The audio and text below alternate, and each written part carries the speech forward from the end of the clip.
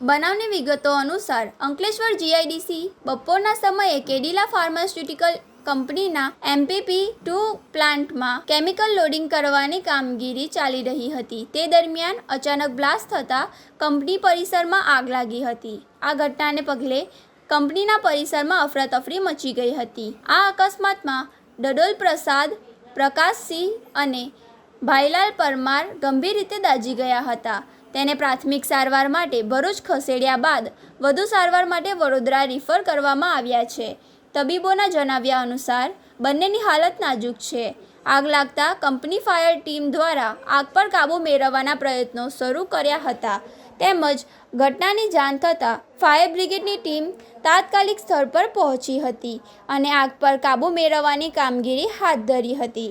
હાલમાં industrial safety and health વિભાગ દ્વારા ઘટનાના કારણોની તપાસ શરૂ કરવામાં આવી છે.